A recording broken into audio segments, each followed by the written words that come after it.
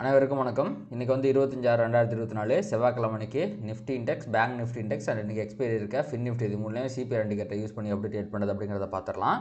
அதுக்கு முன்னாடி வந்து பார்த்திங்கன்னா இது யூஎஸ் மார்க்கெட் என்னாச்சு அப்படிங்கிறத பார்க்கும்போது உங்களுக்கு வந்து டவ் ஜோன்ஸ் வந்து பார்த்திங்கன்னா கிட்டத்தட்ட பிரேக் அவுட் லெவலுக்கு வந்துட்டால் நம்ம முன்னாடியே பேசியிருந்தோம். இங்கேருந்து அவன் மேலே தான் போகிறான் அப்படின்ட்டு. அதே மாதிரி வந்து பார்த்திங்கன்னா ஒரு 0.67% அவன் பாசிட்டிவாக முடிஞ்சிருக்கான். அடுத்து எஸ்என்பியை பொறுத்த வரைக்கும் இது வந்து ப்ராஃபிட் புக்கிங்கில் வந்து உங்களுக்கு ஒரு 0.3% வந்து பார்த்திங்கன்னா கீழே முடிஞ்சிருக்கு.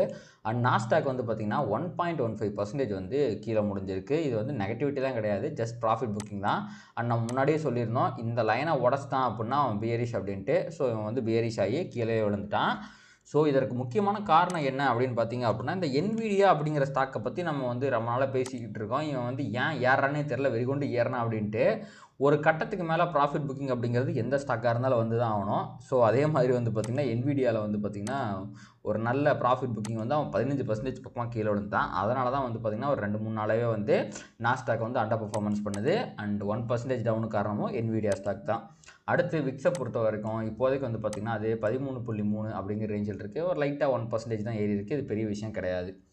அடுத்து நம்மளுடைய 10 இயர் பாண்டில் வந்து பார்த்திங்கன்னா 4.2% இருக்குது. இதுவும் வந்து பெரிய இம்பேக்டை க்ரியேட் பண்ணாது.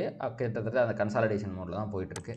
அடுத்து க்ரூட் ஆயிலை பொறுத்த வரைக்கும் உங்களுக்கு இந்த பிரேக் அவுட்டை தாண்டி விட்டான். $81 வந்துட்டான். பட் ஸ்டில் இவன் $90 மேலே போனால் தான் நம்மளுக்கு பிரச்சனை. இந்த ரைஸ் எல்லாம் வந்து பார்த்திங்கன்னா நம்மளை பெரிய விதத்தில் பாதிக்காது. இவன் பாருங்கள் ஒரு இன்வெஸ்ட் ஹெட் அண்ட் ஷோல்டர்ஸ் மாதிரி போட்டுட்டு மேலே போயிட்டுருக்கான். மேபி ப்ராபப்ளி ஃபர்தராக வந்து பார்த்திங்கன்னா க்ரூட் ஆயில் மேலே போகிறதுக்கு நிறைய சான்சஸ் இருக்குது. அடுத்து நம்ம ஏடிஆரை பார்த்துடலாம். ஸோ இந்தியன் மார்க்கெட்டில் வந்து பார்த்திங்கன்னா ஏடிஆர் ஃபஸ்ட்டு ஐசிஐசி வந்து பார்த்திங்கன்னா 1% வந்து அப் ஆகிருந்திருக்கு. அண்ட் அங்கே வந்து பார்த்திங்கன்னா உங்களுக்கு 1.59% வந்து அப் ஆகிருக்கு. இது ஒரு பாசிட்டிவான விஷயம். அடுத்து வந்து இன்ஃபோசிஸ் வந்து 0.4% வந்து யூஎஸில் போயிருக்கு. இங்கே வந்து 0.36% நெகட்டிவ். ஸோ இதுவுமே ஒரு பாசிட்டிவான விஷயம் தான். அடுத்து ஹெச்டிஎஃப்சி பேங்க் வந்து 1.28% வந்து பாசிட்டிவாக முடிஞ்சிருக்கு. அண்ட் இங்கே வந்து பார்த்திங்கன்னா 0.4% தான். ஸோ இதுவுமே பாசிட்டிவ் தான். விப்ரோ வந்து பார்த்திங்கன்னா இந்தியன் மார்க்கெட்டில் ஃப்ளாட்டாக முடிஞ்சிருக்கு. அண்டு இங்கே வந்து பார்த்திங்க அப்படின்னா விப்ரோ வந்து நெகட்டிவாக முடிஞ்சிருக்கு. ஸோ விப்ரோ மட்டும் தான் வந்து பார்த்திங்கன்னா நெகட்டிவாக இருக்குது. பட் விப்ரோவை கம்பேர் பண்ணும்போது மற்ற 3 ஸ்டாக்கோட வெயிட்டேஜ் அதிகமாக இருக்கிறதுனால ஏடிஆர் வந்து ஒரு பாசிட்டிவிட்டியை வந்து ரிஃப்ளெக்ட் பண்ணுது நம்மளுடைய மார்க்கெட்டில். அடுத்து நம்ம எஃப்ஐடிஏ டேட்டா பொறுத்த வரைக்கும் நேற்று எஃப்ஐஐடிஏஏ 2 பேருமே செல் பண்ணியிருக்காங்க. அண்ட் அவங்களோட ஆவரேஜ் வால்யூமே வந்து பார்த்திங்க அப்படின்னா நான் வந்து 24th கரெக்டாக தான் ஆவரேஜ் வால்யூம் வந்து பார்த்திங்கன்னா கிட்டத்தட்ட அதே மாதிரி தான் இருக்குது. உங்களுக்கு சேமாக இருக்குது. நார்மலாக எப்படி சொல்கிறது, நார்மலாக வந்து 8,000-9,000 கோடி பண்ணிக்கிட்டு இருந்தாங்க. இப்போ ஒரு 12-13 பண்ணிக்கிட்டு இருக்காங்க. அண்ட் சேம் டிஐயும் அதே தான். ஸோ எனக்கு தெரிஞ்சு இதுதான் வந்து ஆவரேஜ் வால்யூம். ஸோ அந்த ஆவரேஜ் வால்யூமில் வந்து அவங்க செல் பண்ணியிருக்கிறத பார்க்கும்போது மார்க்கெட்டில் இப்போது ஒரு கன்சாலிடேஷன் வரதுக்கு நிறைய வாய்ப்பு இருக்குது அப்படிங்கிறது இண்டிகேட் பண்ணுது. இது நெகட்டிவிட்டியாக இருந்தாலுமே மார்க்கெட்டில் நான் டெக்னிக்கலாக உங்களுக்கு எக்ஸ்பிளைன் பண்ணுறேன் அதை. ஸோ இது வந்து பார்த்திங்கன்னா ஒரு சின்ன நெகட்டிவ் சைன்னே நம்ம வச்சுக்கலாம். வழக்கமாக பாசிட்டிவாக இருந்தால் பாசிட்டிவ்னு சொல்லுவோம், நெகட்டிவாக இருந்தால் நெகட்டிவ்னு சொல்லுவோம். நம்ம அதே மெயின்டைன் பண்ணிக்கலாம். டெக்னிக்கலாக இது ஏன் கன்சாலிடேஷனுக்கு வாய்ப்பு இருக்குங்கிறத நம்ம அப்புறமா பார்க்கலாம். அண்ட் இப்போதைக்கு வந்து பார்த்திங்க அப்படின்னா யூஎஸ் மார்க்கெட்டு 3மே வந்து பார்த்திங்கன்னா ஃப்ளாட்டாக இருக்குது. டாக்ஸ் யூரோப்பியன் மார்க்கெட் எல்லாமே வந்து பார்த்திங்கன்னா இதுவும் ஃப்ளாட் தான் வித் நெகட்டிவ் பயாஸ். இவங்க பாசிட்டிவ் பயாஸில் இருக்காங்க. அண்டு இதுவுமே ஏஷியன் மார்க்கெட்டுமே வந்து பார்த்திங்கன்னா லைட்டாக பாசிட்டிவாக தான் இருக்குது. ஸோ பெரிய நெகட்டிவிட்டி எதுவுமே கிடையாது. இப்போ நம்ம கிஃப்ட் நிஃப்டியை பார்க்கலாம். ஸோ கிஃப்ட் நிஃப்டி வந்து பார்த்திங்க அப்படின்னா 577 அப்படிங்கிற ரேஞ்சில் வந்து இப்போதைக்கு ட்ரேட் ஆகிட்டு இருக்கான். ஸோ ஃப்ளாட் ஓப்பனிங் தாங்க. கிட்டத்தட்ட ஒரு 30 பாயிண்ட் மாதிரி உங்களுக்கு வந்து கேப் அப் காட்டுது. ஏன்னா உங்களுக்கு நிஃப்டி ஃபியூச்சர் வந்து 543 இருக்குது. இங்கே பாருங்கள், ஸ்பாட் பாருங்கள் 37 தான் இருக்குது. ஏன்னா உங்களுக்கு வந்து தேர்ஸ்டே அன்றைக்கி நிஃப்டியோட மந்த்லி எக்ஸ்பைரி அண்ட் வெனஸ்டே அன்றைக்கி பேங்க் நிஃப்டியோட எக்ஸ்பைரி. இங்கே ஒரு 50 பாயிண்ட் ப்ரீமியம் இருக்குது. இங்கே வந்து ஒரு 5-6 பாயிண்ட் தான் ப்ரீமியம் இருக்குது. ஸோ ப்ராபப்ளி நிஃப்டி வந்து ஒரு 30-35 பாயிண்ட் கேப் அப் ஆகிறதுக்கு வாய்ப்பு இருக்குது. அடுத்து நம்ம நேற்று வந்து நிஃப்டியில் என்ன ஆச்சு அப்படிங்கிறத பார்த்துடலாம். செம்மையான கேப் டவுன் அப்படிங்கிறதாச்சு. எக்ஸ்பெக்டேஷனோட ஒரு கம்மியாகவே வந்து பார்த்திங்கன்னா மார்க்கெட் வந்து கீழே ஓப்பன் ஆச்சு. அந்த குவாண்ட் மியூச்சுவல் ஃபண்டில் ஒரு பெரிய ஸ்கேம் நடந்ததாக சொல்கிறாங்கல்ல, மேபி அது ஒரு காரணமாக இருக்கலாம். ஆனால் கேப் டவுனுக்கு அப்புறம் ஃபர்தராக மார்க்கெட் கீழே போக ட்ரை பண்ணாலுமே உடனே ரெக்கவரி ஆகி மேலே வந்துட்டான். ஸோ மேலே வந்து பார்த்திங்க அப்படின்னா உங்களுக்கு சிபிஆருக்கு மேலே க்ளோஸ் வச்சிட்டான். ஓகேங்களா? விச் மீன்ஸ் இந்த இடம் இருக்குது பார்த்திங்களா, இந்த 550 ரேஞ்ச் இருக்குது பார்த்திங்களா, நம்ம நேற்று வீடியோவில் சொல்லியிருந்தோம் இந்த 550 ரேஞ்ச் தான் ஒரு மிகப்பெரிய ரெசிஸ்டன்ஸாக இருக்குன்ட்டு. அது வரைக்கும் வந்துட்டான். அதை அவன் தாண்ட முடியல. இன்றைக்கி அவன் தாண்டி ஓப்பனாக வரான். ஃபர்தராக மேலே போவானா இல்லை கீழே வரானா அப்படிங்கிறத பார்க்கணும் நம்ம. ஸோ இந்த டிசெண்டிங் சிபிஆர் இருக்குது பார்த்திங்களா, அந்த டிசெண்டிங் சிபிஆர் இப்போ மேலே போனதுனால அகைன் எனக்கு தெரிஞ்சு ஒரு அசெண்டிங் சிபிஆர் வர்றதுக்கு வாய்ப்பு இருக்குது. ஒரு வேளை வந்து இவன் இந்த தொட்டு நாளைக்கு வந்து ஓப்பன் ஆகிறான்னு வைங்களேன். ஸோ நான் பார்த்த லாங்கஸ்ட் இந்த மாதிரி வந்து பேரலல் சிபிஆர் வந்து இதுவாக தான் இருக்கும். ஏன்னா நான் வந்து இதுக்கு முன்னாடி வந்து 4 நாள் தான் தொடர்ந்து பார்த்துருக்கேன். தொட்டு ஓப்பன் ஆகி விட்டான். ஆனால் கீழே தான் ஓப்பன் ஆகியிருக்கான். டிசைனிங் சிபிஆரா தொட்டிருக்கானா? தொடலை. இதுக்கு முன்னாடி எல்லாமே வந்து லைட்டாக தொட்டிருந்தான். இதுவுமே லைட்டாக தொடாமல் தான் இருந்தான். பட் ஸ்டில் உங்களுக்கு ரொம்ப பக்கத்தில் ஓப்பன் ஆகிருக்கான். டிசைனிங் சிபிஆர் தான் ஃபார்ம் ஆயிருக்கு அண்ட் வைடு சிபிஆர் ஃபார்ம் ஆயிருக்கு. என்றைக்குமே வைடு சிபிஆர் ஃபார்ம் ஆச்சு அப்படின்னா மார்க்கெட் கன்சாலிடேட் ஆக போகுது அப்படிங்கிறதா இண்டிகேஷன். ஒரு பெரிய ரேலிக்கு வாய்ப்பு இல்லை அப்படிங்கிறதா இண்டிகேஷன். அண்ட் இப்போ வந்து பார்த்திங்கன்னா ப்ரைஸ் வந்து ஒரு 20-30 பாயிண்ட் மேலே ஓப்பன் ஆகுது அப்படின்னா கிட்டத்தட்ட ப்ரீவியஸ் டே ஹைக் மேலே தான் ஓப்பன் ஆகுது.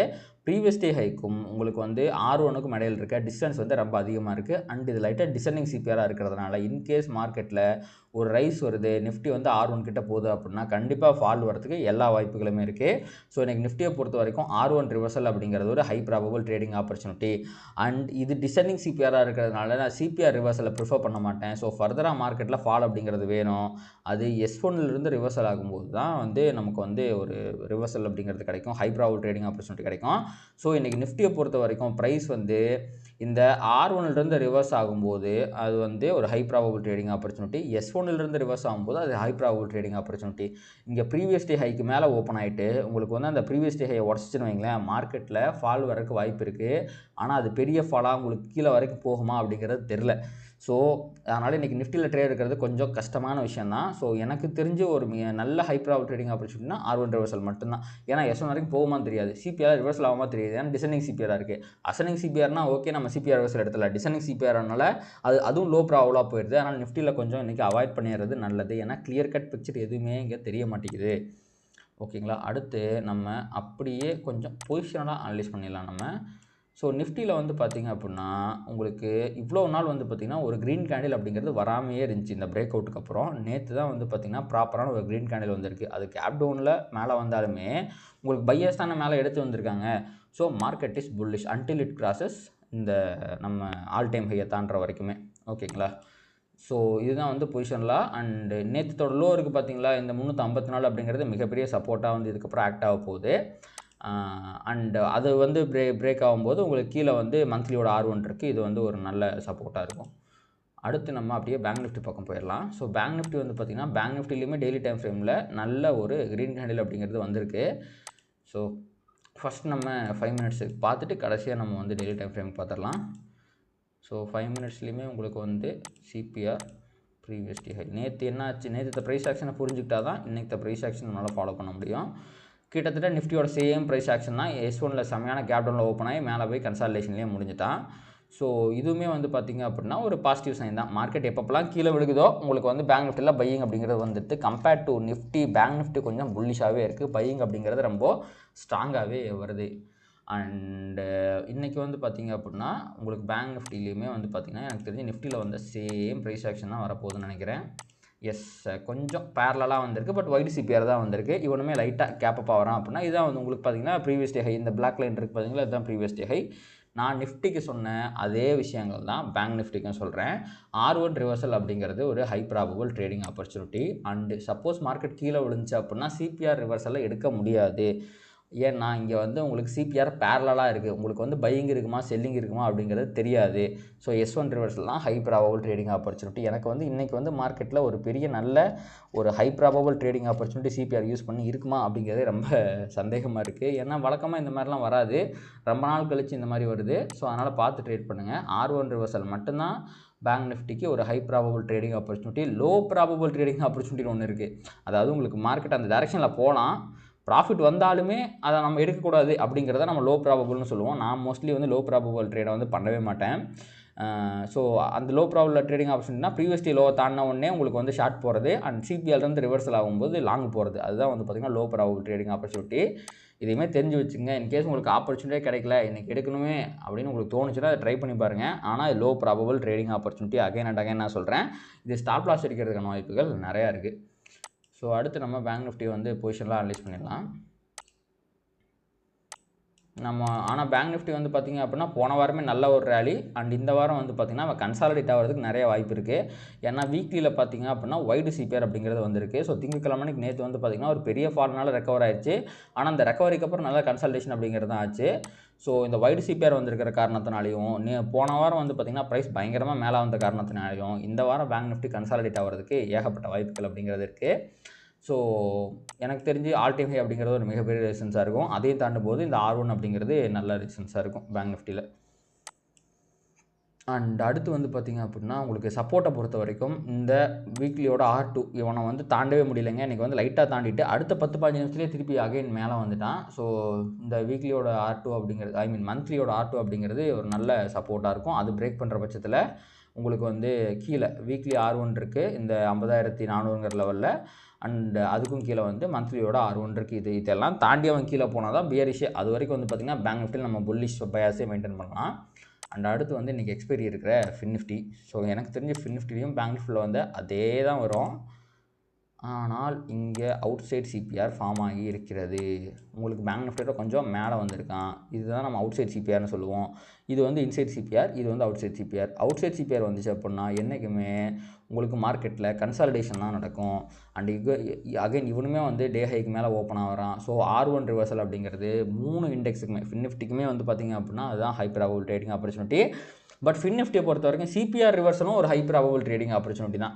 ஏனென்றால் இவன் வந்து அவுட் சைட் சிபிஆராக போட்டிருக்கான். டிசைனிங் சிபிஆர் கிடையாது, இது அவுட் சைட் சிபிஆராக இருக்குது. அதனால் இவனுக்கு வந்து சிபிஆர் ரிவர்சலை எடுக்கலாம். அதுவும் ஒரு ஹை ப்ராபபிள் ட்ரேடிங் ஆப்பர்ச்சுனிட்டி தான். சப்போஸ் அது ஃபெயில் ஆகிற பட்சத்தில் S1 ரிவர்சல் அப்படிங்கிறதுமே ஒரு ஹை ப்ராபபிள் ட்ரேடிங் ஆப்பர்ச்சுனிட்டியாக தான் இருக்கும். ஸோ இதான் வந்து பார்த்திங்க அப்படின்னா ஃபின் நிஃப்டியை பொறுத்த வரைக்கும் உங்களுக்கு வந்து ஒரு high probable trading opportunity. So மற்ற ப்ரைஸ் ஆக்ஷன் எல்லாமே அதே மாதிரி வரதுனால இதில் வந்து நான் பெருசாக அனாலிசிஸ் அப்படிங்கிறத பண்ணலை. ஸோ பொசிஷனலாக வந்து பார்த்திங்கன்னா ஃபின் நிஃப்டிக்கு அதே தான். உங்களுக்கு வந்து R2 அப்படிங்கிறது நல்ல சப்போர்ட்டாக இருக்கும். அண்ட் அதை பிரேக் பண்ணும்போது R1 அப்படிங்கிறது நல்ல சப்போர்ட்டாக இருக்கும். டெய்லி டைம் ஃப்ரேமில் பேங்க் நிஃப்டியில் வந்து அதே பேட்டர்ன் தான் ஃபின் நிஃப்டிலையும் வந்திருக்கு. அண்ட் இவனுமே வந்து பார்த்திங்கன்னா ஆல் டைம் ஹைக்கு பக்கத்தில் தான் இருக்கான்.